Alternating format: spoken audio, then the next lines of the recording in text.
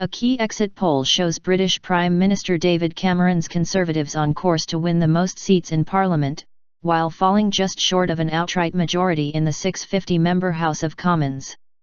The survey was released Thursday by national broadcasters just minutes after polls closed, in what analysts describe as Britain's most unpredictable and consequential election in decades. The survey showed Conservatives winning 316 seats to the opposition Labour Party's 239. The Scottish Nationalist Party was set to win 58. Analysts say Cameron is likely to remain in office if the combined prediction of 326 seats for Conservatives and their allied Liberal Democrats holds. The two parties have governed in coalition since 2010. A poll published Wednesday by Britain's Sun newspaper had 58% of respondents predicting Cameron will again be Prime Minister. But a majority of those surveyed, 54%, said they are not satisfied with his performance. If no outright winner emerges, analysts say it may take weeks of negotiations to form a workable coalition government. Hung Parliament likely. There is most likely to be a hung Parliament, Professor Tony Travers of the London School of Economics told VOA affiliate Al Hurra Television. And if that is the case, at the moment, it looks slightly easier for the Labour Party to form a minority government than the Conservatives, simply because there are more parties that would be prepared to work them. Observers are calling the polls Britain's most unpredictable and consequential in decades. If re-elected, Cameron has promised to hold a referendum on whether Britain should stay in the 28-nation European Union. The question of Scottish independence from Britain also remains a key issue. Scottish nationalists lost a plebiscite last year, but could emerge with the third biggest bloc of seats and form a coalition with the Labour Party.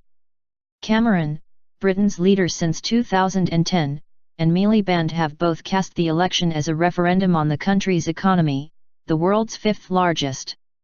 People really want to think carefully before casting their vote, Cameron said at a campaign stop at a farm, but I believe when the crunch comes, when they ask themselves the question, do I trust Ed Miliband with the economy or do I want to stick with a plan and a team that's turning the country round? I think we can do very well on Thursday and cross that line.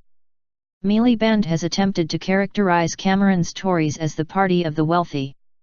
This is the clearest choice that has been put before the British people for a generation, Miliband said, between a Tory government that works only for the privileged few or a Labour government that will put working families first. Voter concerns. Anxiety about the future was reflected in comments by people at one London polling station on Thursday.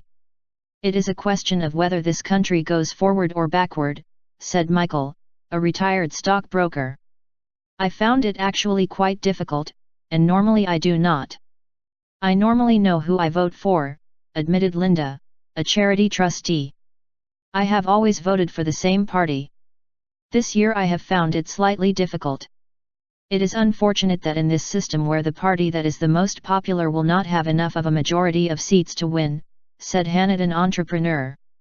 And therefore, this time around it is going to be more important who you vote for. Main campaign issues. The campaign has been mainly about the economy. The Conservatives accuse Labour of borrowing and spending too much when it was in power and contributing to the recession of 2008. Labour says Conservative policies during the past 5 years have cut too many public services.